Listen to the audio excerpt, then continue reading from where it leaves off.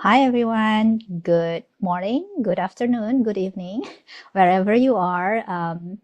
I'm so happy that we can meet again. To all of you who meet me for the first time, my name is Patricia. I'm from Indonesia.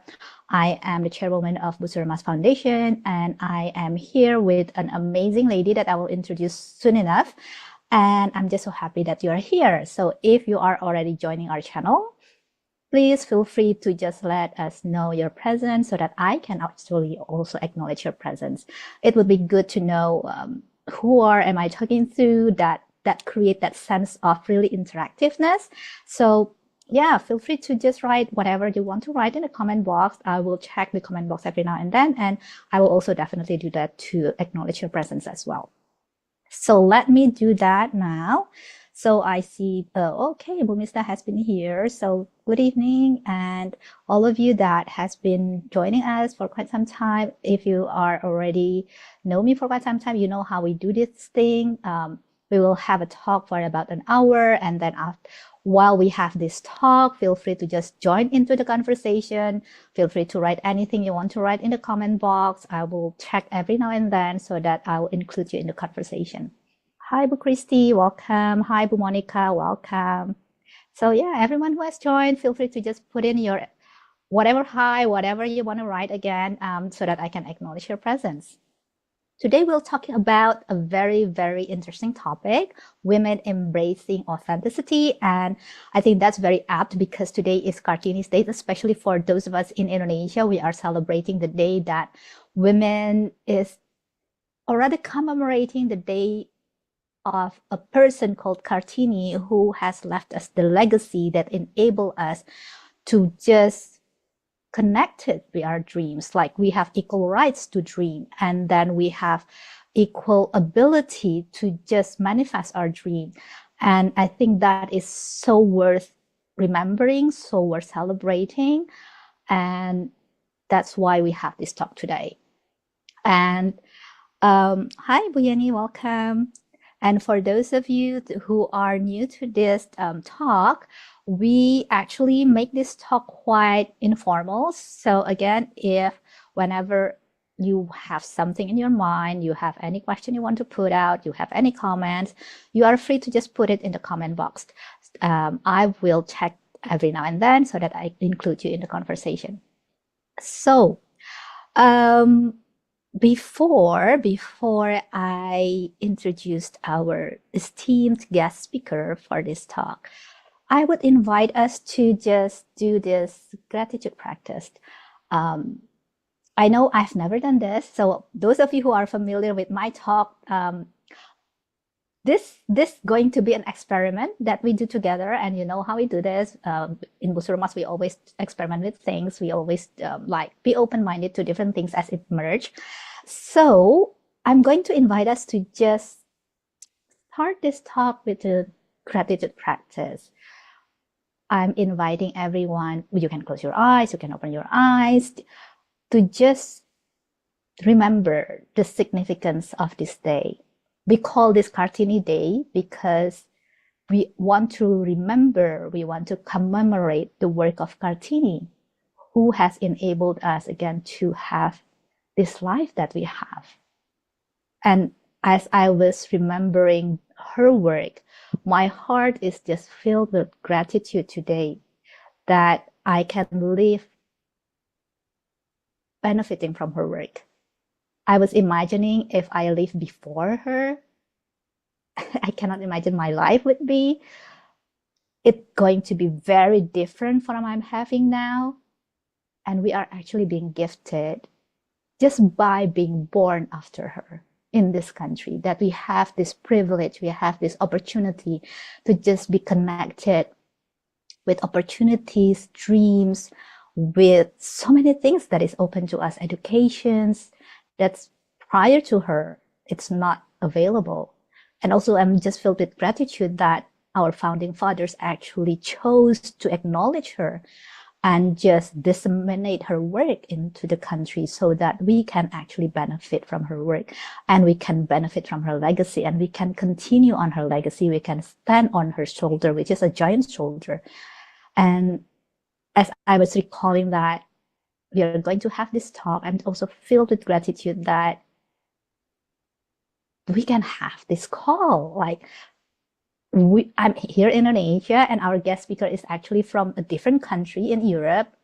And all of you who are joining, I don't know where you are, but we may not come from the same city. And now we are here in the same channel and just connecting to talk about this topic.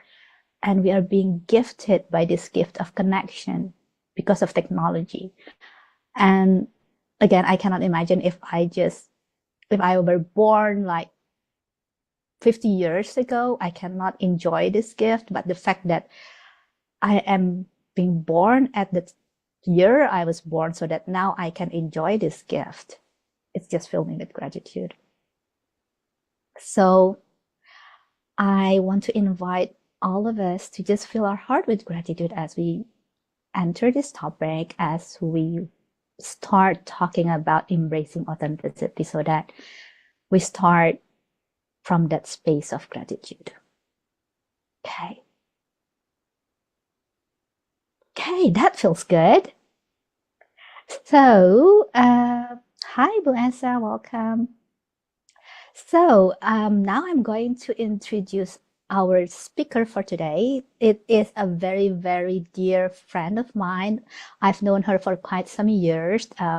She's an amazing woman. She's originally from Pakistan. She's lived in several countries, and now she is residing in Switzerland, but she's now in the land of Greece, the land of the gods.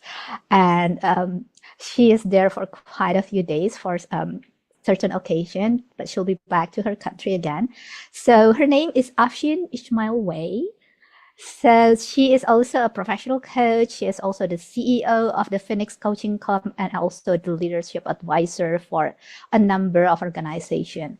And it is such an honor and such a gift that she can actually be with us here to talk about women embracing authenticity, because as we proceed later on into the talk, I think you'll see how much wisdom and the embodiment of authenticity that she has. And again, I think we are so gifted that she is actually agreeing to show up for this talk today. So hi, Afshin. Thank you so much again for agreeing to show up here. Oh, Ellen, thank you so much for having me. This is a gift to me. Thank you for having me. I've always enjoyed our conversations so very much over the past years that we've known each other, that I'm just excited to be able to do the same and then do that in a group full of people, a room full of people. So it feels like just a wonderful gift and a wonderful way to start my holiday in Greece. Yes, as you said, I've just arrived in Greece a couple of hours ago, and what a wonderful way to start the holiday. So looking forward to our talk, Ellen, and it's great to be here. Wow, thank you. Thank you. So before we start a talk, is there anything that you want to share more about you, about your activity, so that Oh, people can know about you more? sure. Where shall I begin?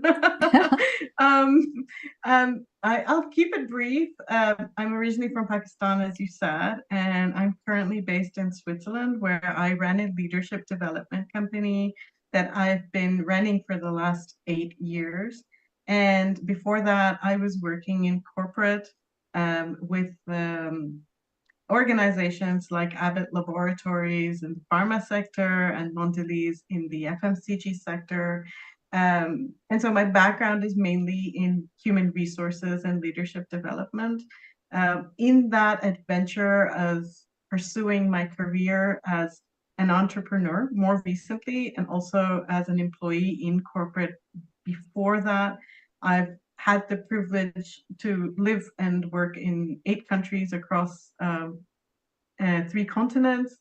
And so I am a bit of an adventurer. I enjoy uh, learning about new cultures, and I was so excited when you invited me to this conversation, because when we started talking, you said it's in celebration of Emancipation Day. And I thought, let me have a look at that, get to know it more.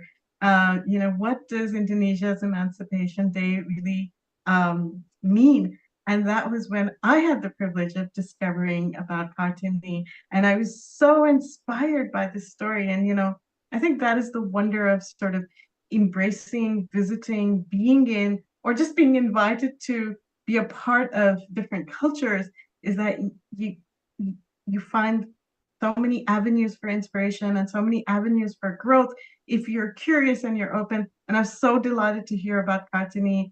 I was so I it resonated so deeply within me, her purpose, and how at such a young age, at the age of 25, she had already passed.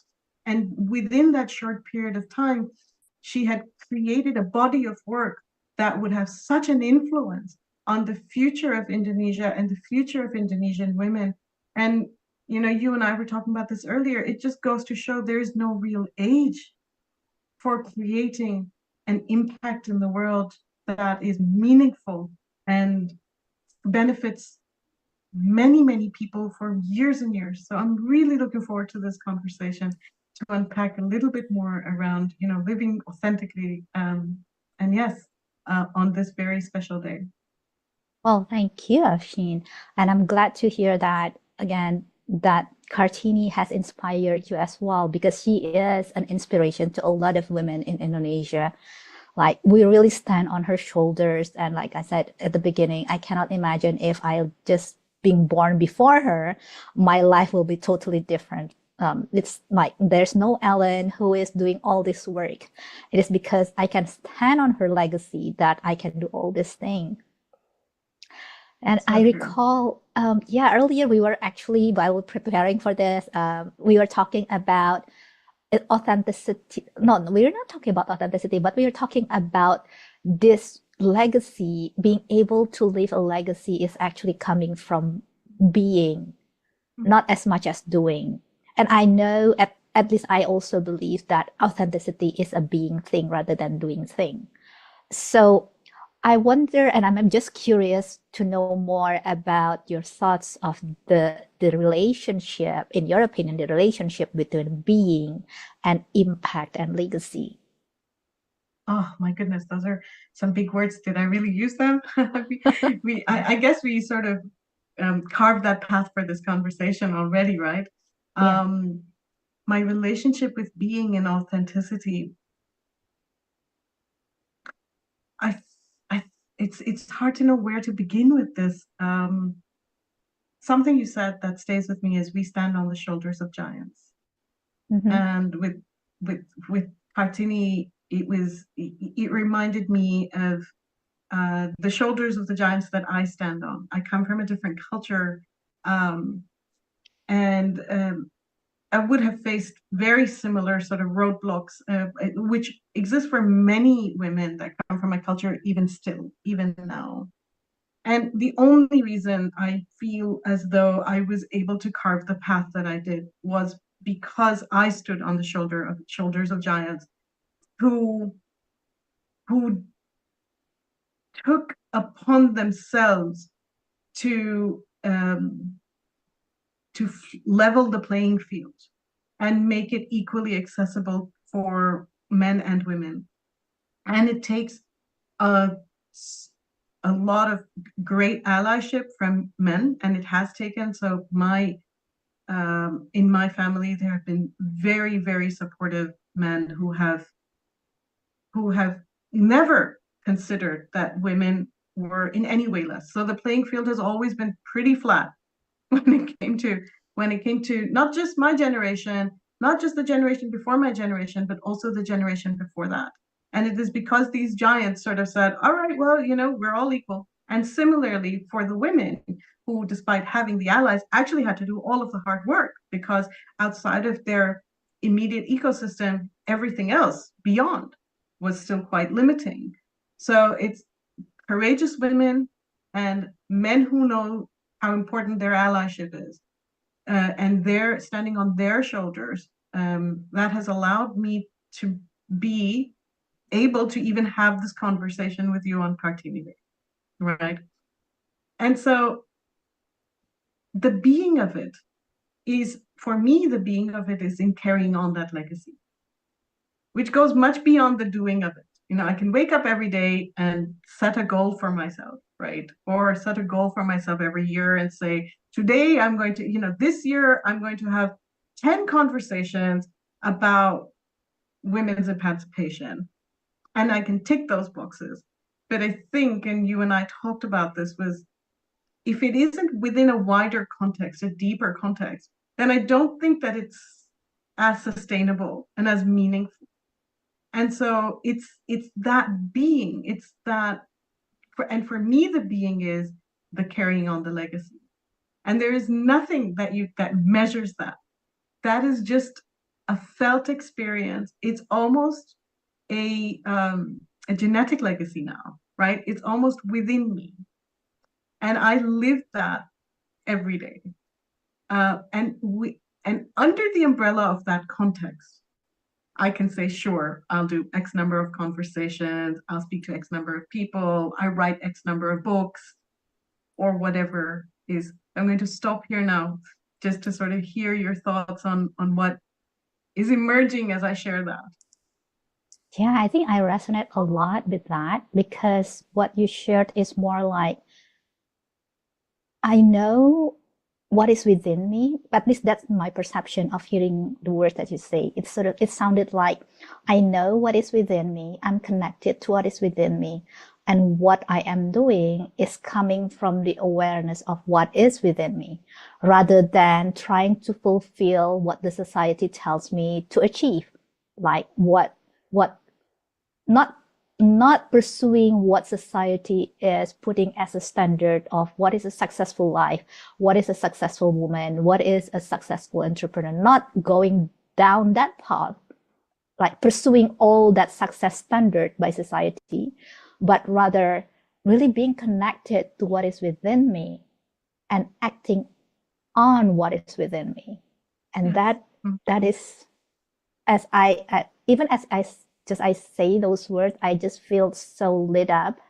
Um, that is something that's really, I think, resonate a lot with my values as well, being authentic. Yeah. That it's not a taboo to pursue, like to have goals. It's not a taboo to be ambitious, but is it done from something that is within rather than pursuing something that is outside? And Yeah.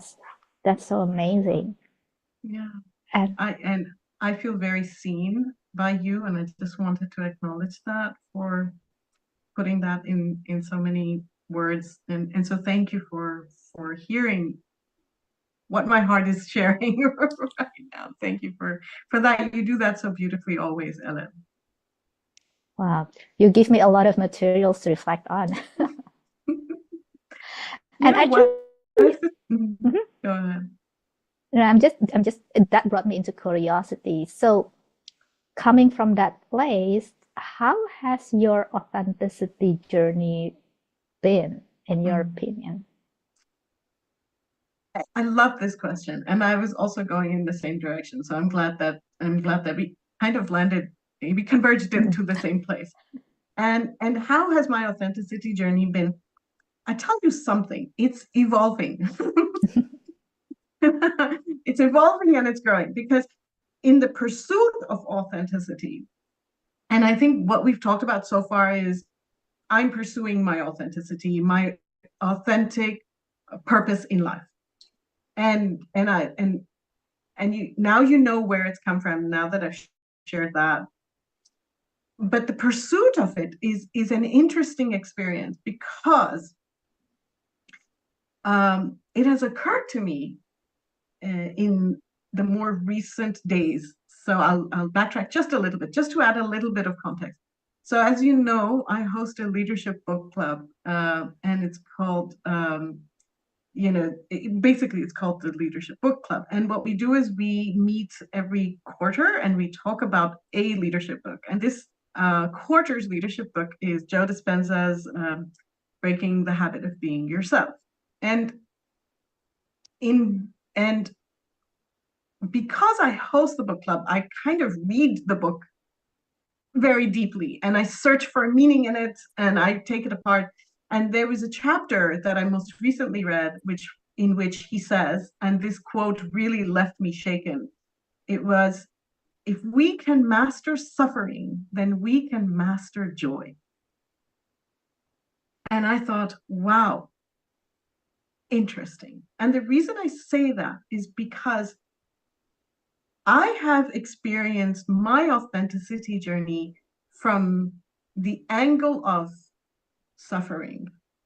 I have felt as though in order to be authentic, I have had to go through, I've had to take some very strong stance, maybe not very popular stance. I've had to be very raw, very transparent, at the risk of people disagreeing with me. You know, I've had to speak in forums, whether they are small forums or large forums, on topics that people might not feel comfortable addressing, and may not enjoy my opinion or my being very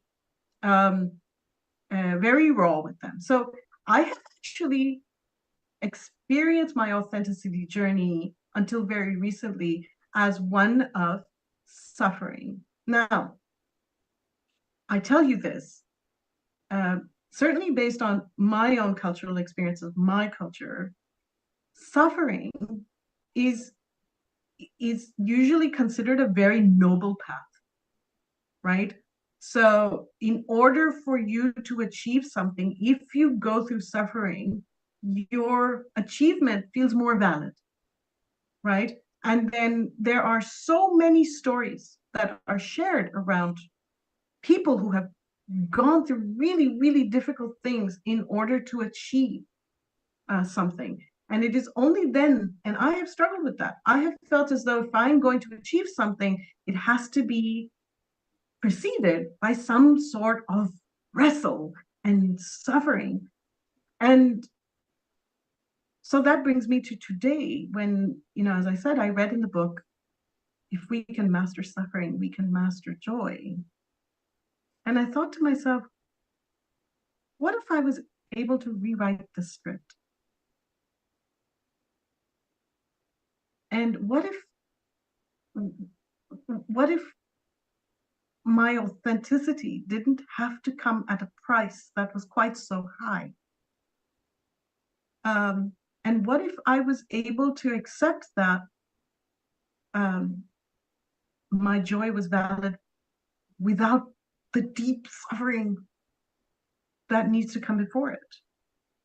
And I'm sure all of us can think of the movies or the books that are written on the very, very long paths that people have taken in order to achieve their aspirations for whatever they are activists in, right? But what if that didn't have to be the only way? Or what if there was a way to rewrite the script? And I think it was super helpful, therefore, to challenge that. And I'm learning that, and I think I learned this from you, Ellen, was that pain is not the same as suffering. Mm-hmm. And that we can have discomfort, but it doesn't have to get to that level where we suffer, so that by the time we get to the finish line, we are finished as well. So I stop here to kind of summarize and say, I'm trying to rewrite my path to authenticity at this time. But it's been a lifelong pursuit. And I would love to write it in a way that allows us to have a sustainable, it allows us to stick around long enough and continue to create value without losing our own energy in the process. So I stop here. Wow. Wow. Thank you. I think I and whoever that already in the channel is really being inspired by your story. One, like the gold nuggets that I'm hearing is one, authenticity is a lifelong journey. And the expression of my authenticity can change, and I am allowed to change. Sometimes it's hard to allow ourselves to change, but I think what you have just said gives us that permission that we are allowed to change, we are allowed to evolve, we are allowed to shed and let go of what does not resonate with us anymore, and then embrace a new narrative, embrace a new way of living, new ways that speaks more to our soul as we evolve towards our next version of ourselves. And that's indeed a gold nugget. And another gold nugget that I'm hearing is, though you said you learned it from me, but me hearing that is always lit me up. Like I said, it's always a good reminder, no matter what the time is, that pain is not equal suffering. That we can experience hardship without experience suffering, and we can experience hardship with a light-hearted way, and we can experience hardship that coexist with gratitude and coexist with joy. And yes, there is pain. We do not deny that. We do not want to run from that as well, because that's sort of like what's included in the package, but also populate together with that gratitude and joy. So it's sort of like being a mixture of different things. So Yeah, something that comes to my mind as you say that is um, there's a very key skill set that's been coming up in a lot of the adaptability research. Um, and one of the key skill sets that comes up is mental flexibility. And it's where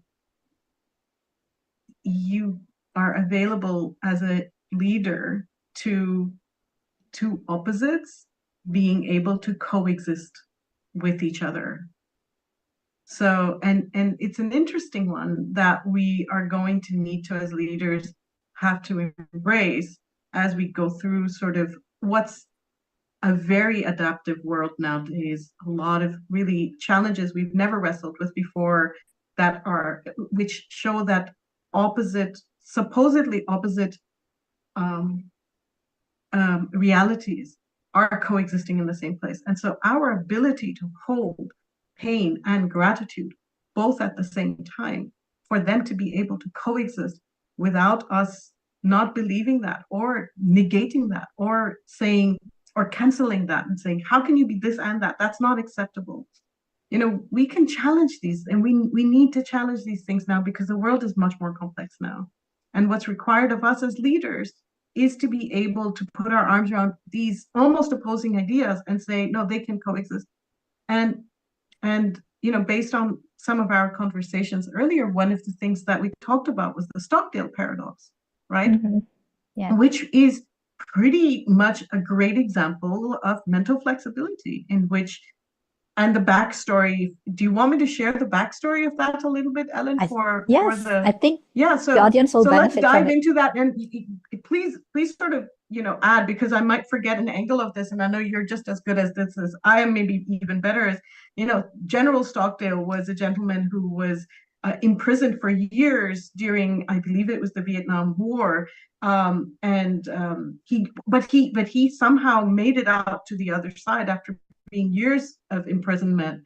And so there was a book that was written by him and his sort of writing partner.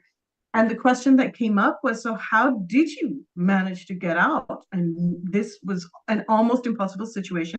And many of your comrades actually didn't get out. So what was it for you? And he spoke to something that really screams of mental flexibility. He said, and therefore it's called the Stockdale paradox. He shared that you need to have a level of hope that things will work out, but not to the extent that you are naive to the fact that the current reality is awful and that you have a lot to work through and you're going to have to face it. And that paradox is truly a representative, I feel, of this new and emerging concept around mental flexibility, which is then going back to where this all began. We can have pain, but we don't have to suffer. And in the presence of pain, we can also have gratitude. And I think it all goes back to self-management. And that's, I think, my path to authenticity. If somebody asks me, so what is your advice, or what is actionable, tangible advice? It is this.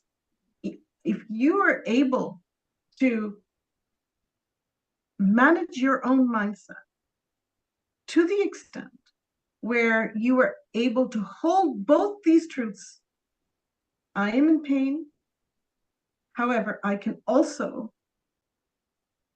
have gratitude for the things, for the sunrise or the sunset. If I am able to hold both these, I will have enough energy within me to continue on my path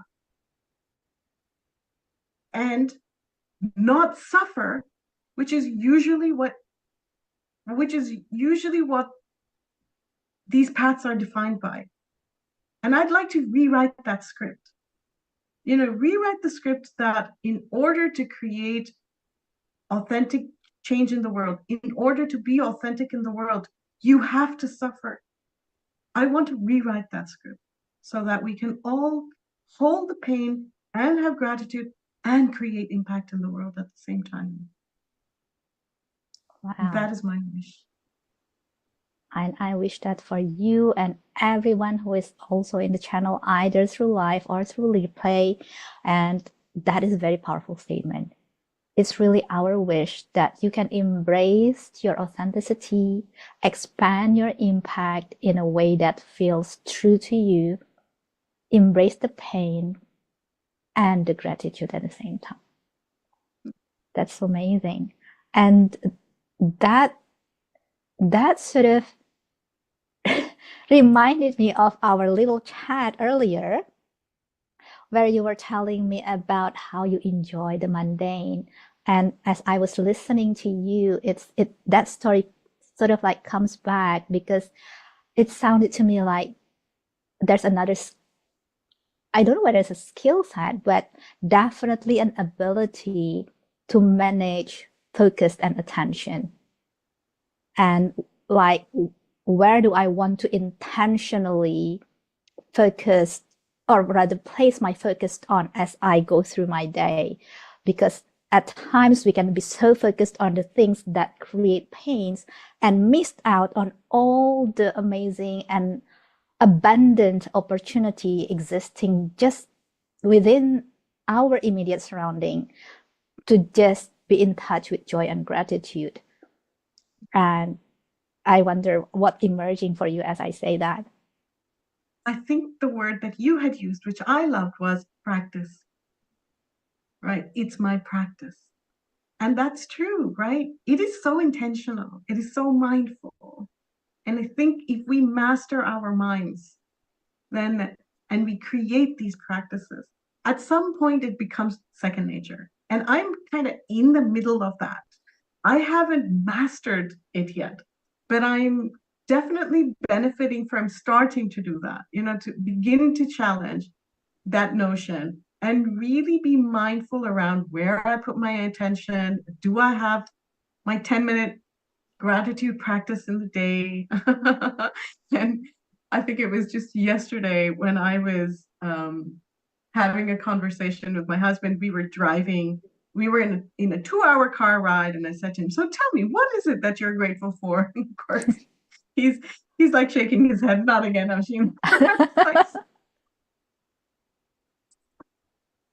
So, but I think and I think it's a wonderful, wonderful way to sustain yourself, to share it with others, and to find the humor in things. but also in, like you said, in the mundane. Can we do that? And is that something then that we can pass on to more and more people? And my hope is that with these practices, again, I'm refueling myself to continue my activism. And also, I am not continuing the narrative on, oh, I have to suffer in order for me to be activist. And oh, I have to suffer in order for me to create impact. I can feel pain. I can acknowledge pain. I can even respect it. And at the same time, I can also make a practice of having gratitude and continuing to fuel myself in order to keep going on. I mean, to me, it's a privilege. We talked about this earlier. We stand on the shoulders of giants. I come from a culture in which women don't get to have the freedom that I have. Many women don't. It is my privilege that I'm able to do this because somebody before me was able to do this and stood up for me. And then somebody before that person was able to stand up and do this. So, I think every, all of us have our cross to bear. All of us have our cross to bear. And I'm very clear on what my cross is to bear. I'm very clear about it. And I think it became very clear to me a few years ago that this cross to bear is mine. It will be that I will be a pioneer, and it will always be the case that I will be a pioneer in specific conversations that have not yet happened regarding women of color. And that because I will need to be a pioneer in that place, there will be no script, there will be no path, and that I will constantly come up against very frustrating boundaries, unnecessary boundaries, glass ceilings. And I take that as my cross to bear. But until date, I have been suffering under that cross to bear. I have been. And now I take pride in the cross that I have to bear. And I also take joy in the mundane because the fact that I get to bear this cross and not that cross or the cross before that is in itself something to be grateful for, right? Yes. The fact that I get to have a voice is something for me to be grateful for. And I think that the more we move forward, the more impact we want to create in the world. I want to carve this path. Nelson Mandela, when he came out of jail after 27 years of solitary confinement, 27 years of solitary confinement, he said something really interesting. One of the quotes he said was, resentment is like vengeance, or resentment is like drinking poison and thinking it's going to kill your enemy. It's not. It's still just going to hurt you. So he came out in complete and utter forgiveness. He came out and he left it all behind and he said, this is where it has to begin. It has to begin with forgiveness. And he carved that path in order for his country to be able to overcome decades and decades and decades of apartheid. He could have done it the old way, or he could have chosen a new path. And he chose and he rewrote how he was going to pursue peace, right? And it wasn't going to be off the backs of more vengeance and more vengeance. And I think that's very, very, very, I've always felt very strongly about him and his work. And I would like to, in my own small way, also rewrite that path to going forward and to my activism. I don't want to base it on suffering. I want to base it on acknowledging the pain, acknowledging the challenge, and at the same time, the optimism and the gratitude that comes from knowing that there is a path forward. And I have the privilege of being here to make that path. Wow. That's also very inspiring. I think you have introduced quite a lot of powerful concepts, I would say, that can really equip us as we move forward in expressing ourselves in an authentic way while trying to create impact also in an authentic way and with joy and with gratitude without denying that there are hardships. Still embrace the hardships, but coexist with gratitude and joy along the way. And I think I couldn't think of a better way to live. Not, I mean, really, there's no, at least for me, there's no better way to live than that, to really like embracing what is, all the hardships, but also along with all the joy and all the gratitude. And when you mentioned that word practice, I think that's very true. It really is something that requires practice. Like we can have all this inspiration, all this aspiration, but after this talk finished, that will be it. Like it's just inspiration and aspiration. If no action is taken, no practice is being put into place, then that's it. There's no transformation happening. It's only that action that creates that transformation. And I also love that word that you say so humbly, that you're still in the midst of it, in the middle of it. And that, I would say, like all of us are in the middle of it. Like no one has actually able to master that in their lifetime. And I think that also gives us the permission to give ourselves the permission to fail sometimes, to not embracing joy sometimes, and Yes. say, it's okay, you're not perfect. It's okay, that take your time, you'll get back again. To just really be self-compassionate so that we can continue on with that journey of making this life coexist with paradox. Yes, yes, that is so true. That is so, so true. Practice. You know, it almost tempts me to ask the question that we as coaches usually ask at the end of coaching sessions, which is, so what is that one thing you do differently?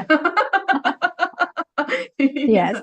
So for everybody who's listening here, I would love, I think that's a really key question for them to I hope that they will reflect on that as a question, is what is that as a result of this conversation, and maybe they can even throw it in the chat box, Ellen, so that Yeah. there's like a little commitment moment there where if you announce it to the world, then you tend to hold yourself more accountable for it. So very curious to hear in the chat box from everybody who's here, what is that one commitment that you can make for yourself, um, as an outcome of this conversation, that you'd like to take into your life and your work, after this call? Yeah, I would be very curious to know that. That's a very good idea. Thank you, Afshin.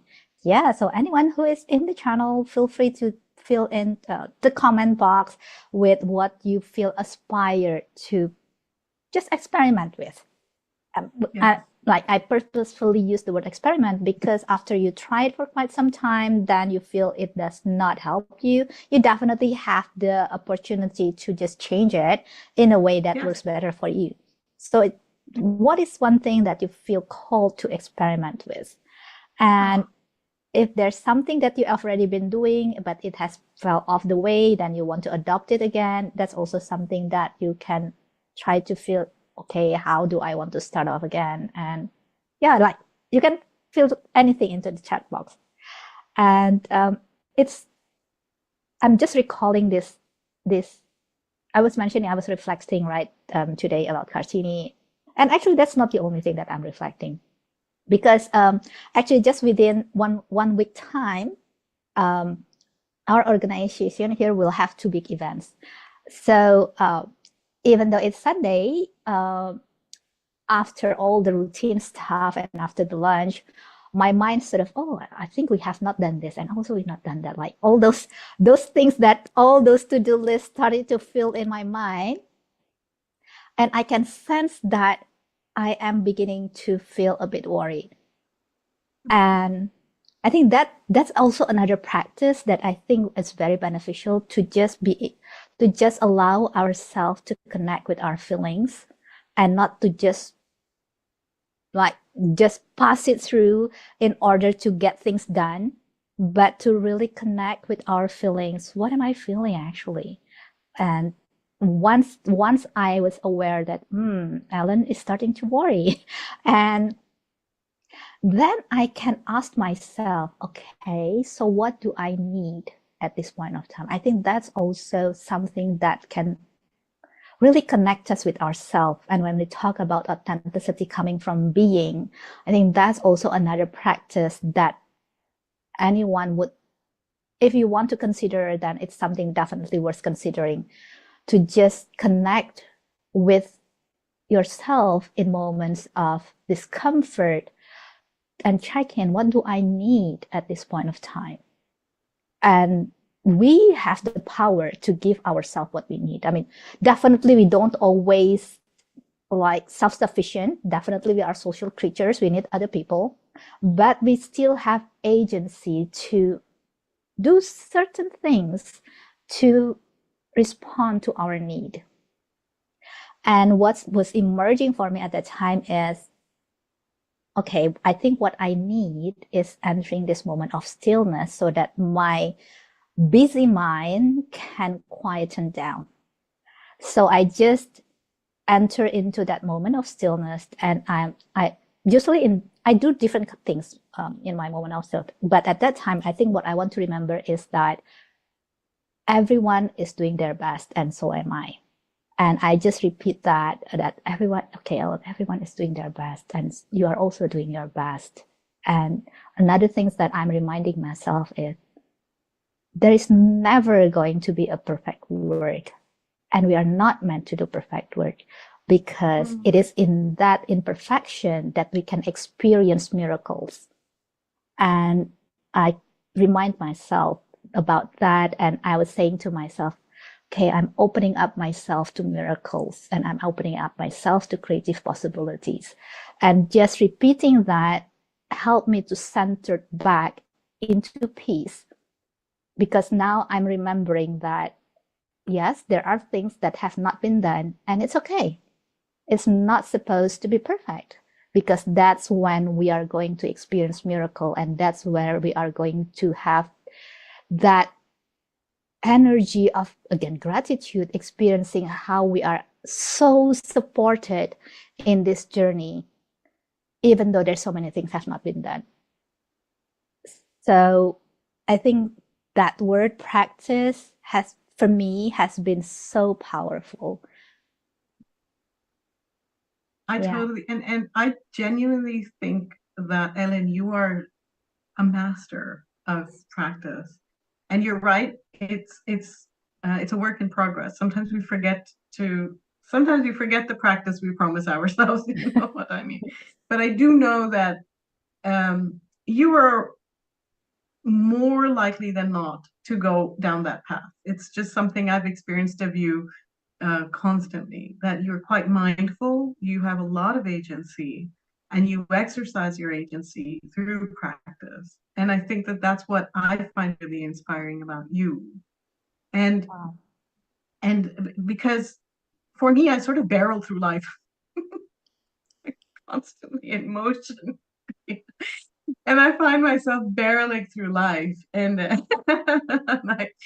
I told you today, just as a nugget of something to laugh about, actually, was that I was sitting on an airplane on my way to Greece, and I thought, today I'm going to practice my meditation. I can't move. I'm sitting in the airplane for the next 2 hours. So I put on my headphones, started my Joe Dispenza meditation, and promptly fell asleep. So, as you said, practice is also a work in progress. And you were so graceful when you said, yes, Afshin, but perhaps that is what your body needed at the time. And you're right. That's probably so this extending grace to yourself also is super, super important, as as as we are all in the middle of it, whatever we are trying to become. So, and extend grace to yourself, see humor in it. And also, even when you're not doing it as you wanted to, or And what is it still that you're learning, right? What is it that falling asleep was meant as a gift for over what you were trying to achieve there? And I know what it was meant as a gift for, even as I look at back on it very quickly. I woke up really early in the morning, so this was actually a really nice, few minutes of of recharging. And it was exactly what my body needed at the time. So even in your practice, extend grace to yourself, um, and learn from whatever manifests. If you fall asleep, then what manifested there? Do you need more sleep? Whatever it is, because uh, this is all such a gift. The fact that we have the privilege to mess up our practice and be safe and be with whatever is in the moment. This is also such a gift. So I just thought I would share that anecdote with you Yes, and I think as that's we a all very go great. along the way trying to be better people. Yeah, I think indeed, because extending grace to ourselves is so crucial. Because if not, we're going to be entangled in unhealthy guilt that do not Yes. support us and only bring us down. And the only way to counter that is really that extending grace to ourselves, being self compassionate. And like I say, see it from a different perspective.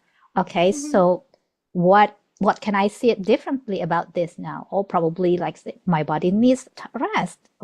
Probably Mhm. this is not the best time to meditate, but this is really what I need. And actually, I'm being gifted with what I need so that that thinking can actually bring forth gratitude for like Yes.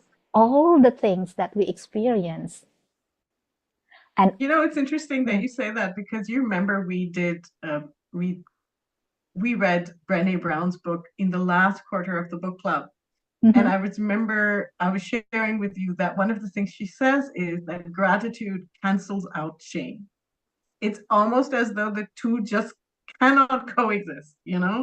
And so the more gratitude we have for even our messy meditation practices, the less shame we have for not being able to do them exactly the way we intended to do them.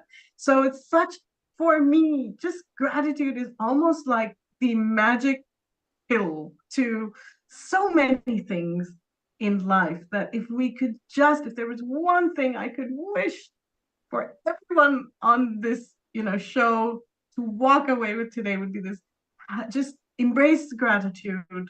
And I think that that is such a balm on all the things in the world that we experience. Yeah, so yes, yes. No, it reminds me before we close this, and there's this saying, I can't remember who said it, but I heard it quite a few times that if we do not acknowledge what we have, it's going to be harder to add on to what we have. And I think gratitude is a powerful way to just acknowledge what we have been gifted with, so that as we acknowledge that, we enlarge our capacity to hold more of what we want to hold. And I think when I say that, it sort of brings me back to authenticity about as we try to express ourselves in an authentic way and to create things and to create legacy, to create impact in an authentic way, how can we also at the same time acknowledge and be grateful of what we have yeah. so that the road can be it can feel lighter even though hardship is there, but it can feel lighter. Isn't it interesting? It reminds me about this misery loves company kind of quote, right? Mm. So, and you're singing the opposite of that, is that the more gratitude we have, the more we can build on top of that. Because I feel as though if we do not master our pain, and if we do not master how much attention and how much power we give it, it's almost as though it carves its way into our existence.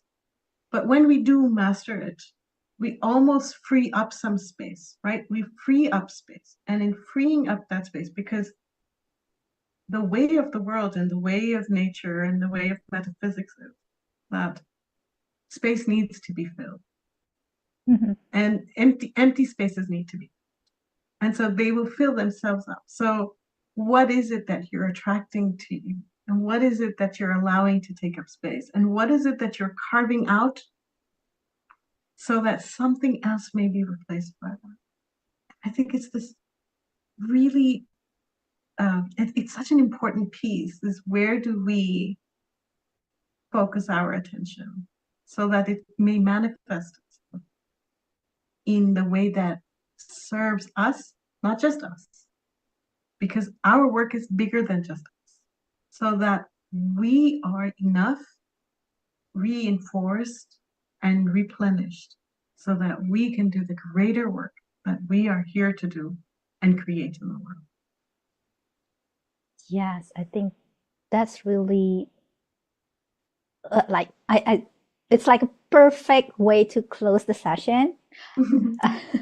To just with that sentence that what do we want to embrace and what do we want to let go so that we can do what we are called to do in this world. And yeah, thank you so much, Afshin. This has been a very wonderful conversation that we're having. And I'm seeing some people already putting the insight that they got from our talk into the chat. And for everyone that's listening up to now, thank you so much for being with us. And for those of you who are going to listen through replay afterwards, thank you also for being with us. You are also welcome to just put into the comment box what you are getting from this conversation, even though you are watching through replays later on. So Afshin, before we close this, is there anything that you want to share to the audience and how they can benefit from you more, or how can they get your service more? Thank you so much for the experience, Ellen. This has been so fulfilling. I have so much gratitude right now for this conversation. I could talk to you for hours and hours. Thank you for holding this safe space. It can be a bit nerve-wracking to go live, but I have had such a wonderful time. So thank you for that. Yes, I host a leadership book club, as you know, and I would love to invite our listeners to participate and to register and sign up for the Leadership Book Club. We have conversations like this once every quarter, and they are anchored in a leadership book. So that gives us food for thought, and we take it apart, we put it together, and then we grow from that in a very safe, exploratory, curious environment. And then once we've done that, we sort of go on our path for the next quarter and meet and discuss another book. And I have found it hugely fulfilling because we do have so many people who are coming from around the world to participate. So it's very diverse. We've recently started it. It's a small, intimate group of people, but really, really enriching and valuable. So if you're happy with that, I'll send you the link to the LinkedIn group, and maybe we can put it in the comment section or something like that, so people can join if they're interested in being part of that conversation with us. And thank you so much for the opportunity to share that. My pleasure, Afshin. And anyone who is considering that, I have participated in that book club and I've benefited a lot from that book club. Afshin is a master in holding space to stimulate thinking and just questions to provoke further thoughts. And I think if you join, you will benefit from that. And for me, it's also a great prompt to read books, though I don't finish books, but that's a great prompt to just try to read whatever that I have already installed in my library and probably have not finished, and then to just pick it up again because of the book club. So definitely. Yes, and it's a very inclusive book club, so we don't insist that you finish the book. We just invite you to read as much as you can. And so the wisdom you bring to the room is of your life and of the part of the book that you have read, and because then we all together can hold the space where we share each other's wisdom and each other's progress as well. And then we come out of it, hopefully a little bit wiser than we were before. Definitely. And I think I Yeah, really enjoyed the intimacy of the group, whereby it, even though it comes from diverse people from diverse countries, but I think yeah, it's people of, I would say, kindred spirits, people that have same yeah. aspiration, same values, and we feel so safe to just throw our thoughts, whatever that is. I love the experience. I'm so privileged to be able to hold that space. So I will be there, with bells on every quarter, and everybody is welcome to join. Yeah, so everyone wants to join. Later on, I'll put in the comment box the link whereby you can register for this upcoming book club. So feel free to just register yourself. And again, the book that we're going to discuss is Breaking the Habit of Being Yourself by Joe Dispenza. That's right. That's right. Great. So thank you so much again, Afshin, for this talk. I really enjoyed it, and I know the audience is really benefiting from it. And I wish you a lovely time in Greece and a safe Thank you. travel back to Switzerland. Thank you. I really appreciate this time, Ellen, and it was wonderful to talk to you. And I will be looking forward to our next conversation, online or offline. Great, great. All And right. thank you everyone that has joined us. So I'll say goodbye for now, but I'll see you again in the next month. So thank you so much for joining and looking forward to see you again next month. Bye. Nice seeing you, everyone. Bye.